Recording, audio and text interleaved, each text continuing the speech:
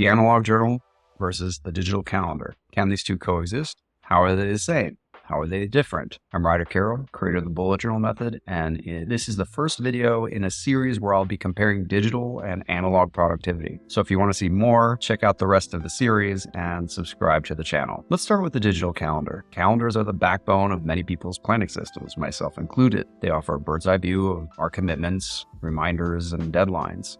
It's hard to argue against the strengths here. You can easily move things around. Updates are instantaneous. You can access your calendar across multiple different devices and platforms, and you can easily share them with others. But here's the downside. Digital calendars are primarily forward-looking. Once an event passes, how often do you go back and revisit your digital calendar? Most of us, not often. That means you're potentially forfeiting a huge opportunity. As one of my favorite sayings goes, we don't learn from experience, we learn from reflecting on experience. Where digital calendars are powerful tools for scheduling what you think will happen, bullet journaling is powerful at helping us reflect on what actually did happen. Though many people draw out their own calendars in their bullet journal notebooks, I actually tend to advise against it, especially when you're first starting out, because it takes a lot of time and because calendars are great for scheduling what we think will happen. But if you're anything like me, your schedule is constantly shifting. In a notebook, there are no external instant updates, reminders,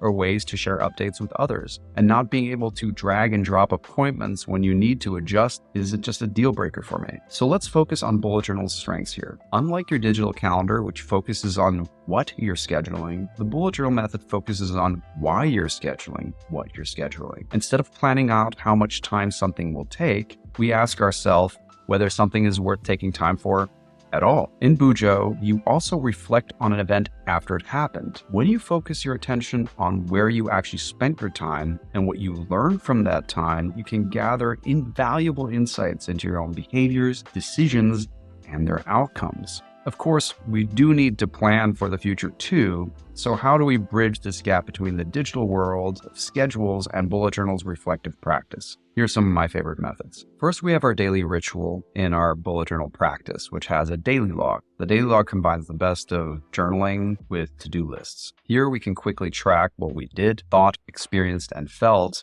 on a certain day and when, using a simple system of coded bulleted notes. This helps us plan out what we want to take time for each day, track what we want to do, and record what we felt and what must be done, and stay focused throughout the day. Once I set up my daily action plan, I'll time block those actions out on my digital calendar so nobody else can take that time from me. At the end of the day, I will update my daily log so I have an accurate record of what I did with my time, how I felt about what I did, and use those insights to figure out what I need to take time for next. Next, we have our weekly ritual, during which we set up our weekly log. We set this up at the end of each week. This helps us reflect on what happened during the past week and create an action plan for the week ahead. With this plan in place, I can then take these actions, specifically ones that have a specific date, and then block those out on my digital calendar again so other people can't take my time. And any actions that I don't schedule, they just stay in my notebook and they will be transferred to my daily logs action plan whenever it comes time to tackle those specific actions. If you want to get even more deliberate, you can set up a monthly log. The monthly log contains a timeline and an action plan for the month ahead. A timeline is a record of what actually happened instead of a guess of what you think or hope will happen. A timeline creates a much more accurate record of our lived experience, so there's no need to move anything around after the fact. This is what happened. Timelines and calendars complement each other. Where calendars help you pair, timelines help you track and learn from your experiences. We can then use those insights to make more intentional choices about scheduling our future. So once I've set up my timeline, I then set up my action plan for the month on the opposite page. This is all the things that I want to get done this month specifically. So we have things we want to get done this month, this week, this day. Once my action plan is complete, again, I'll block out the actions with specific dates on my digital calendar. So why not just put everything directly in your digital calendar?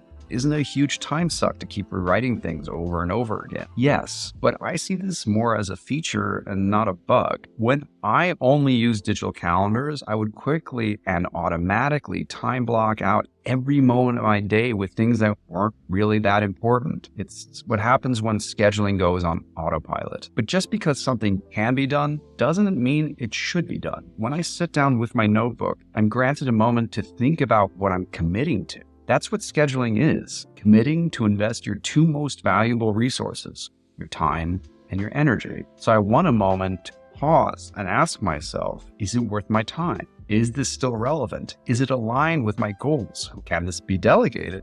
Most tasks don't pass this test. Simply having to move things from my notebook into a digital calendar filters out a lot of busy work. It's a filter that helps me take time for what really matters. So now we've compared digital calendars, the pros and the cons of digital calendars with the pros and cons of good old-fashioned notebook. Which one would I go with? I don't think it's one or the other. I think it's both. I find them to be incredibly complementary. By combining the scheduling and convenience of digital calendars with the reflective practice and intentional planning of my bullet journal, I have a complete system for keeping track of my limited time while also increasing the quality of that time and being much more intentional about the time that I spend in the future. To watch the rest of the series, Digital versus Analog Tools, please be sure to subscribe and click the video here to continue. Thank you for taking the time.